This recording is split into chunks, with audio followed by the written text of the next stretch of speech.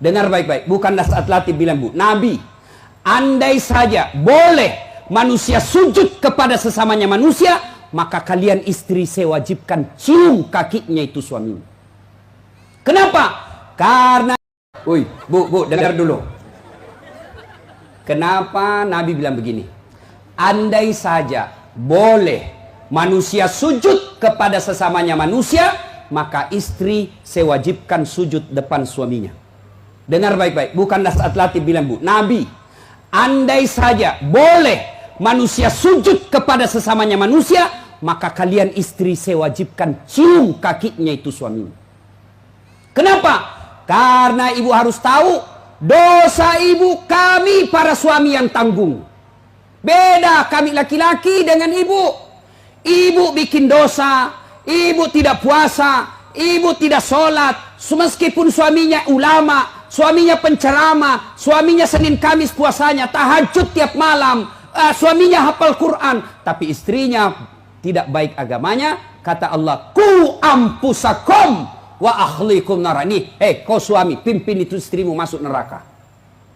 Beda ibu-ibu, ditanggung oleh kami laki-laki.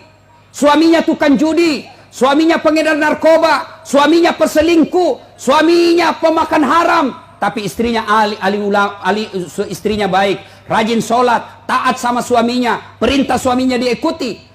Meskipun suaminya bajingan, tidak ada urusan. Suami masuk neraka. Nabi jelaskan kepada ibu, Bu, lihat ini, kata Nabi kalau bahasa kita, Bu, lihat ini 7 pintu surga, tadkhulul jannati bisalam. Silahkan ibu pilih mana pintu surga yang ibu mau masuki.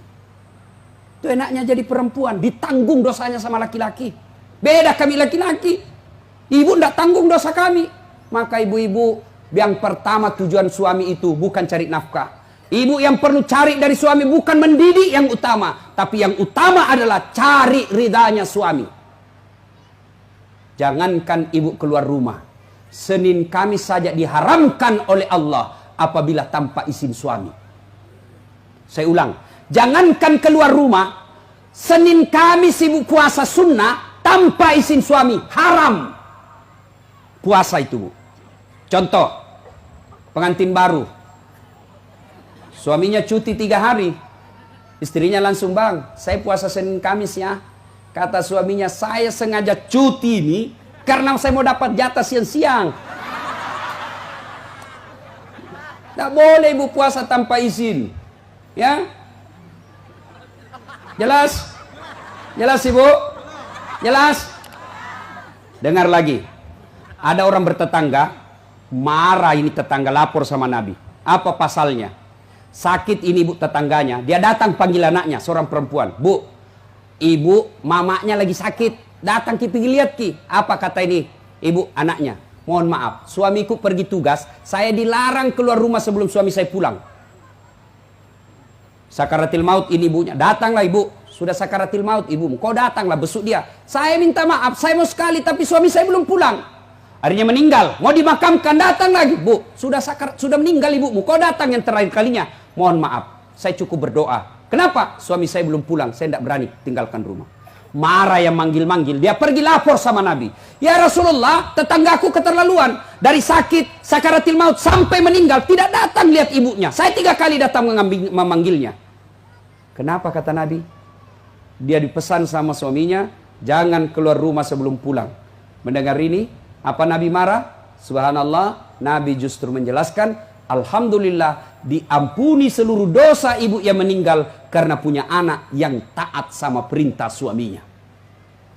Ada ibu-ibu bayangkari begitu sih? Ada? Yang banyak saya lihat baru 10 menit pergi suaminya juga keluar juga dia Pak. Dia tawaf satu komplek. Dia kelilingi satu komplek. Masya Allah. Ya. Alangkah bahagianya kita suami pergi menjalankan tugas sebagai aparat negara. Lalu istrinya sholat duha 8 rakaat. Selesai sholat duha dia kirimkan SMS suaminya. Pak, jangan menghalalkan segala cara. Rezeki sudah Allah tentukan. Meskipun bapak kejar kalau bukan rezeki, bapak tidak akan masuk. Tapi meskipun bapak tidak kejar setengah mati, kalau rezeki bapak pasti masuk. Bapak jangan menghalalkan segala cara. Salam sayang selalu dari istrimu di rumah. bahagianya. Itu suami kalau dapat SMS begini, Bu, dia kasih lihat itu semua di kantor di Polsek.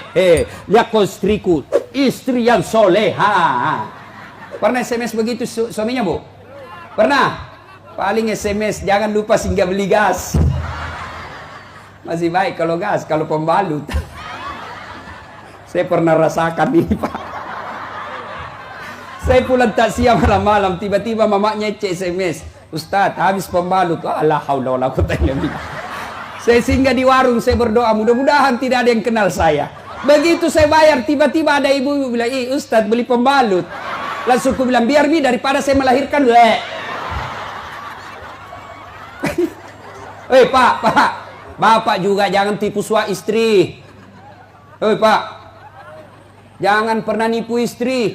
Alasan rapat, ternyata pergi merapat. Saya dipanggil komandan, ini namanya istri kasihan kalau sudah lapor, komandan, lah iya Pak, silakan lari. Ternyata pergi merapat. Pak, kadang saya ditanya, Ustadz kenapa pangkat golongan saya tidak bisa sekali baik Ustadz? Rezeki saya bilang, Bapak dosa sama istri.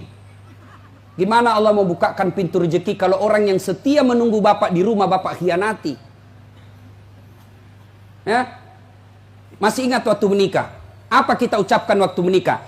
Bapaknya bilang begini yang perempuan, saya nikahkan engkau dengan anak gadisku ini dengan mahar tunai karena Allah. Siapa yang kita jadikan mahar? Siapa yang kita jadikan jaminan?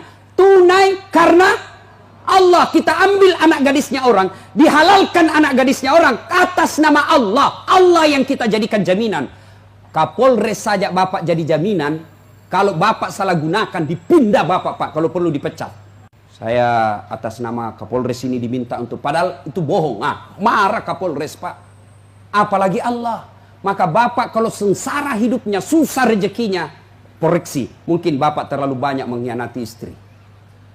Gimana Allah mau bukakan pintu rezeki? Kalau istri suka marah-marah, Bapak, kalau istri suka marah-marah, rumusnya diam.